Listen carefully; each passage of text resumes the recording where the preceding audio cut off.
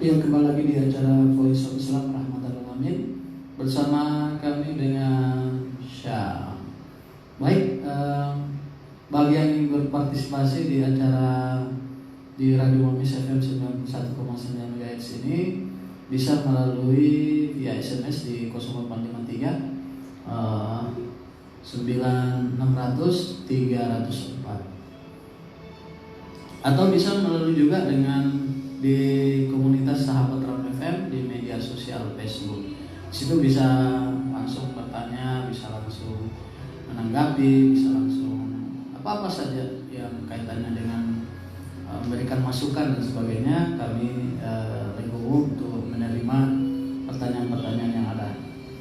Kemudian baik, kita lanjutkan di Ta'rifu Aswaja ini, pengenalan aswaja. Di antaranya kami sudah menyampaikan tadi bahwa di aswaja Ahlus Sunnah wal Jamaah al-Asy'ariyah ini memiliki prinsip-prinsip yang luar biasa, memiliki pandangan wasatiyah, pandangan yang sangat bijak dalam hal persoalan akidah. Di antaranya berada di antara bainal mu'attilati wal mujassimati.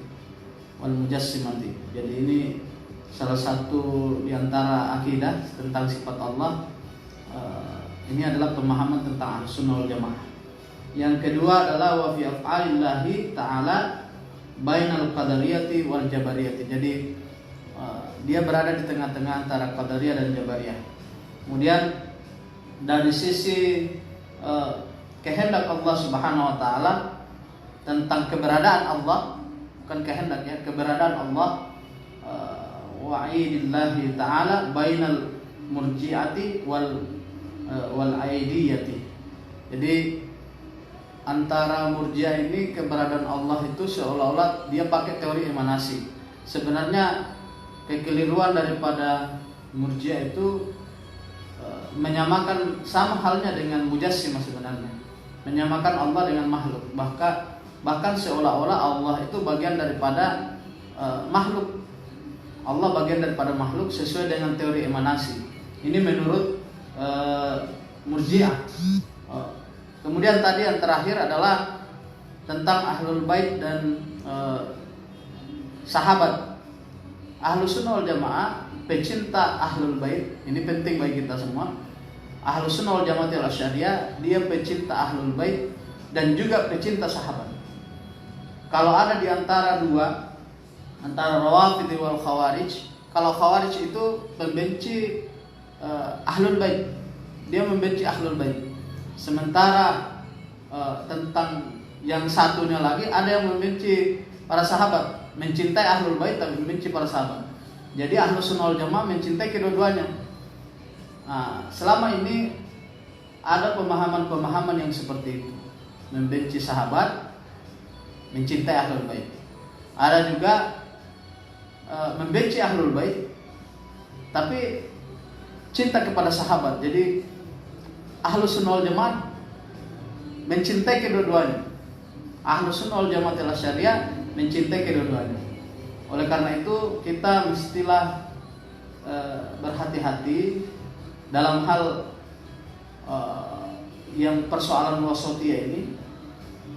Persoalan-persoalan misalnya pecinta Ahlul Bait dan pecinta sahabat, kalau ada di antara keduanya yang dibenci, maka dia bukan Ahlus Sunnah wal Jamaah.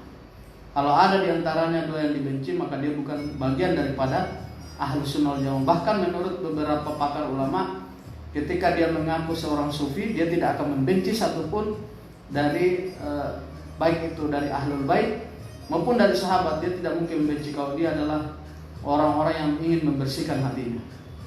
Ini yang paling penting bagi kita semua. Kemudian dari sisi kepercayaan terhadap agama, i'tiqad fil i'tiqadati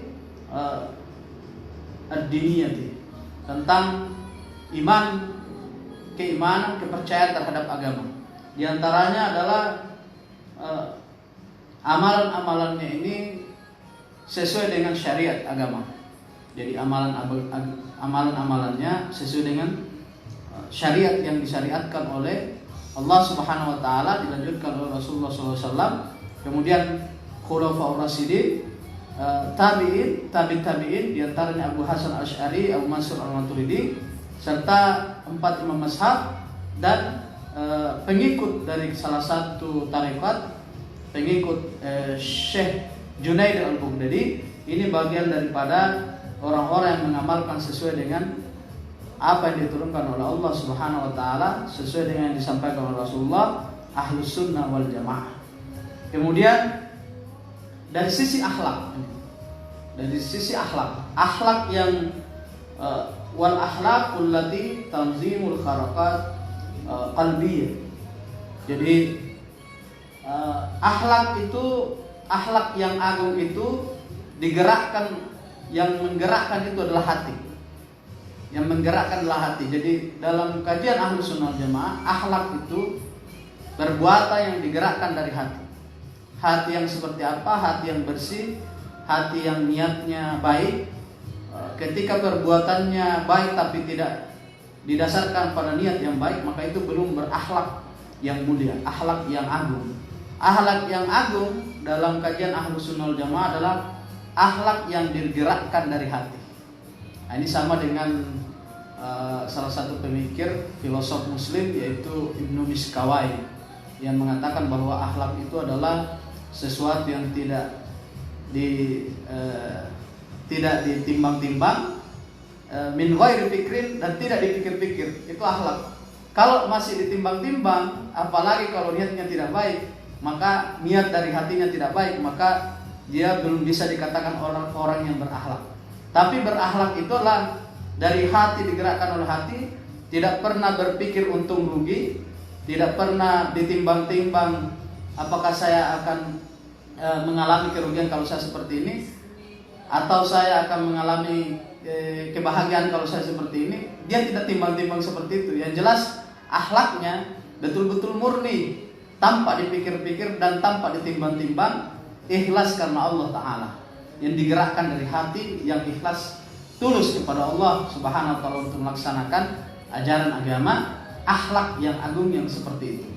Nah, jadi inilah kajian Ahlus Sunnah wal Jamaah. Luar biasa memang, bahwa akhlaknya bukan hanya sekedar akhlak yang dipoles berdasarkan pencitraan, tetapi akhlak yang didasarkan pada niat dari qalbu.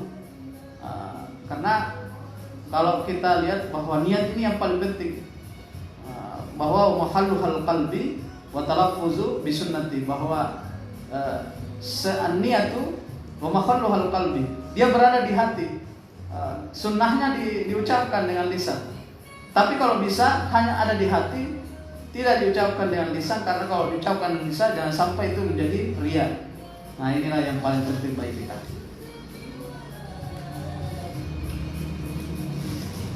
Kemudian kepercayaan kita dalam beberapa hal, terutama di Indonesia ini, kita mengikuti Ahlus Sunnah wal Jamaati dari pandangan Imam Al-Asy'ari, Imam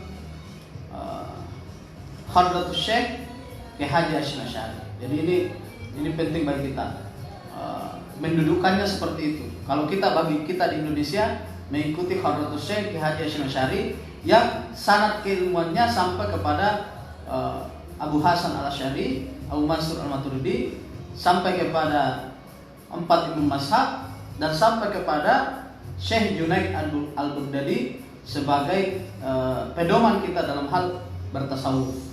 Nah, kemudian inilah yang paling penting bagi kita semua, mengikuti 4 imam mazhab inilah.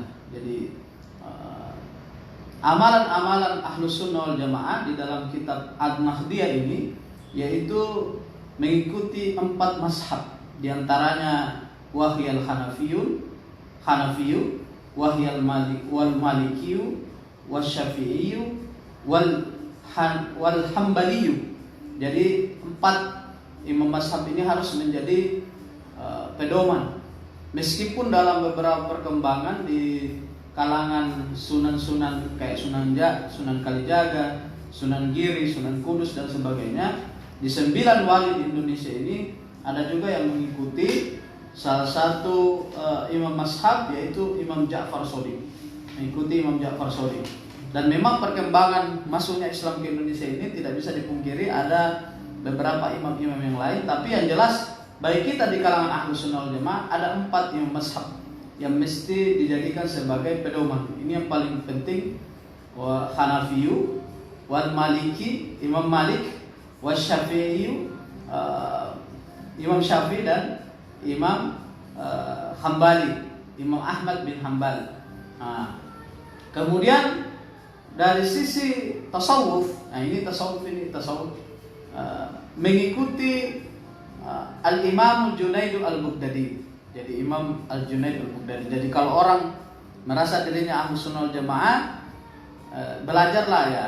Kalau sudah melewati beberapa kajian-kajian keislaman, misalnya sudah mantap keimanannya, keislamannya, kemudian mantap dari sisi fikih, mazhab, kemudian dia belajar tentang tasawuf, mengikuti satu berrabita terhadap satu tasawuf. Istilah tasawuf ini ya istilah orang-orang yang mengikuti memperbaiki hatinya, membersihkan hatinya, membawa hatinya kepada kecintaan kepada Allah, mahabbatu ilallah. Ini yang paling penting. Dan salah satu di antara yang diikuti adalah Imam Al-Junaid Al-Baghdadi, kemudian wal Imam Al-Ghazali. Wal Imam Al-Ghazali ini hujjatul Islam. Jadi Anda juga orang yang membenci tentang tasawuf, perlu kita sampaikan bahwa salah satu ciri khas Ahlus Sunnah wal Jamaah adalah dari sisi tasawufnya melalui Imam Al-Junaid Al-Baghdadi dan wal Imam Al-Ghazali. Ini yang paling penting bagi kita. Jadi kesimpulannya adalah bahwa dalam hal akidah, kemudian dalam hal syariat, dalam hal mazhab, dan dalam hal tasawuf, semua Ahlus Sunnah wal Jamaah memiliki pedoman. Ahlus Sunnah wal Jamaah memiliki pedoman. Dalam hal akidah Syekh Abu Hasan Al-Asy'ari, Imam Al-Asy'ariyah, kemudian Abu Mansur Al-Maturidi. Sementara dari sisi imam mazhab, 4 imam mazhab. Dan dari sisi tasawuf mengikuti Al-Imam Al-Junaid Al-Baghdadi, kemudian wal Imam Al-Ghazali. Ini yang paling penting yang kita terkait dengan Ahlus Sunnah wal Jamaah. Oleh karena itu, mari kita sama-sama bagi kalangan ahlus yang merasa dirinya Ahlus Sunnah wal Jamaah, yang ingin mengikuti Ahlus Sunnah wal Jamaah Al-Asy'ariyah, inilah prinsip-prinsip dan hakikat-hakikat daripada Ahlus Sunnah wal Jamaah sesuai dengan kitab An-Nahdhiyah.